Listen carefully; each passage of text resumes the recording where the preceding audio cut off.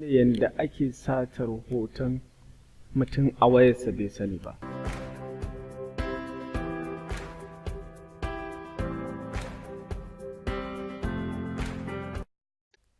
Assalamu alaikum warahmatullah, barkanmu da sake saduwa da ku a wani sabon bidiyo.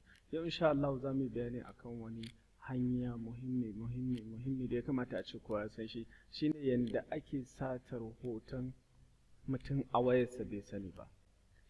Wannan hanya da yawa yanzu ta yadu musamman ta bangaren messenger ko kuma ta wani bangare daban, kasantuwar yadda al'umma suke ganin ci gaba yana faruwa a harkar technology na wannan zamani. Hanyoyin da yawa suna zuwa daga kamfanonuwan nasu ne ba wai don a cutar da al'umma ba, sai don taimako. Kamar hanyar da ta zo a bangaren Google Photos, wannan hanyar ta zo ne don iyaye suna kula da dukkan abubuwan da 'ya'yansu suke a waya, ko kuma miji ya kula da matarsa ko kuma yaya kula da kanwarsa. Amma yanzu an waye gari cewa muggan mutane suna amfani da wannan hanyoyi don cutar da al'umma, musamman daga abubuwan da ya shafi mata. Zaka ga an waye gari yanzu mace daga suna soyayya da saurayi, kokari yake idan saurayin yana da mummunan niyya akan ta na game da abubuwan da suka shafi lalata ko abu makamancin haka, za ga yayi kokarin ya mallaki wani bayanai a game da ita na sirri, wanda wannan bayanan za su sa ko kuma su takura mata ya ga ta biya mar bukatarsa. Don haka suke amfani da wannan damammaki ko kuma amfani da muggan kawaye don su ga sun cutar da kawarsu da abubuwa makamantan haka, wanda za a iya amfani da shi don a rusa wa mutum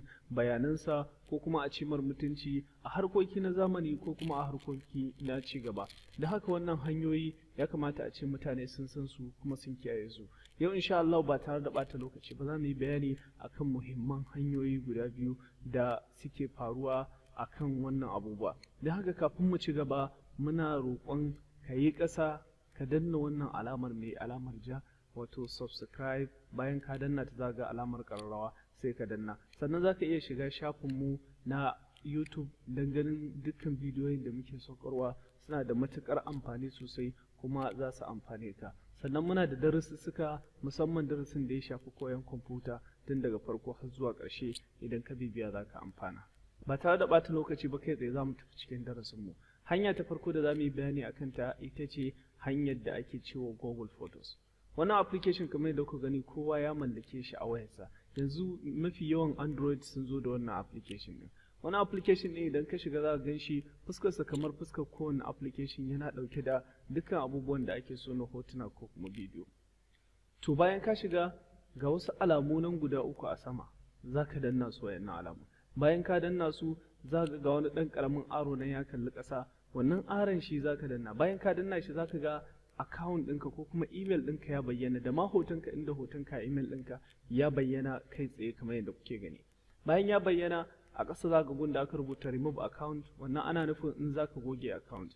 Na biyu za ka ga an rubuta add account. To na add account shine mutum yanzu misali duk mutumin da yake so ya ga ya cutar da kai, nan ne zai shiga. Bayan ya shiga kamar haka yadda kuke gani, zai yi adin ɗin account ɗinsa. To mu ba adin account ɗin za mu koya ba, so muke mu nuna wa mutum hanyoyin da ake kare kai. Mutum bayan ya shiga zai yi adin ɗin account ɗinsa a nan wajen. Bayan ya yi adin ɗin account ɗinsa, ya yi verifying, ya yi komai, to yanzu duk bidiyon da yake wayarka, ko duk bidiyon da ya shigo wayarka, ko duk bidiyon da ya shigo wannan ɓangaren na wayarka, ko duk hoto da ya shigo, ko duk hoto da aka ɗau da kyamara, turo ma akai ko ɗauka akai, kai tsaye zai yi man notification a email ɗinsa kuma zai shiga wayarsa kai tsaye. Wannan hanya tana da matuƙar muhimmanci, ya kamata a ce mutane su kiyaye ta, saboda shi wannan application ɗin kana ɗaukar hoto a kyamara ka yake kai shi, sannan kuma zai nuna wa mutane.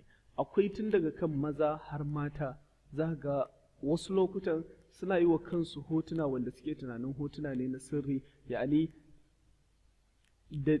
da kaya ko kuma a yanayi na wanda ba sa so kowa ya gansa a wannan yanayin, amma saboda sha'awa ko burgewa ko kuma yadda zamani ya canja, za ga mutum a kowane yanayi yakan iya yi wa kansa hoto, ya yi tunanin ai wannan folder ne kaɗai nake shiga.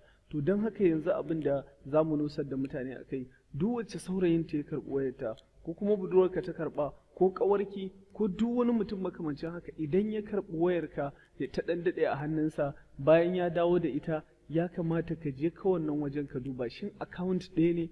Idan account ɗaya ne, to halas, ma'ana account ɗinka ne akai, baka da matsala. Amma daga kaga sun zama account biyu, to ka sani ya jona account ɗinsa, yanzu dukkan hotunansa ko bidiyon ka za su na ɗauka. Don haka sai kai ƙoƙarin yin removing ɗin account ɗinsa.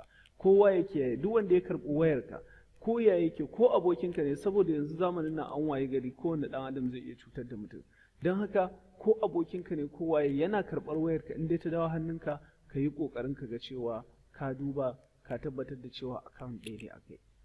Hanya ta biyu ita ce hanyar da messenger suka zo da ita. Yanzu an wayi gari messenger sun kawo wani ci gaba. Idan kana so ka tura mutum hoto ko kuma ka tura mar bidiyo, kai tsaye za ka danne wannan alamar ta hoto.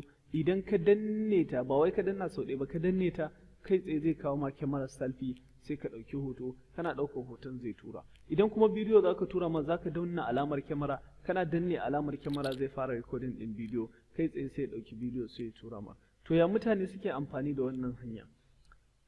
Duk da cewa ita wannan hanyar da za mu yi bayani a kanta, na ɗaya ba kowace waya ce take ba, na biyu kuma sai updated messenger ne yake yi. To amma ya kamata a ce mun nusar da mutanenmu ita, saboda yanzu an fara amfani da ita, kuma ita ma tana da matukar haɗari sosai. Saboda mafiya yawan mutane idan za su yi chatting, sukan yi chatting ne irin da dressing ko kuma da hanyoyi irin wanda ba su irin kula ba sosai. Tun da wani ma da daddare yake chatting a kwance a ɗaki haka, za ga irin yanayin da yake ciki ba yanayi bane da kowa zai gan shi, yana ganin ai cewa yanayin bacci ne.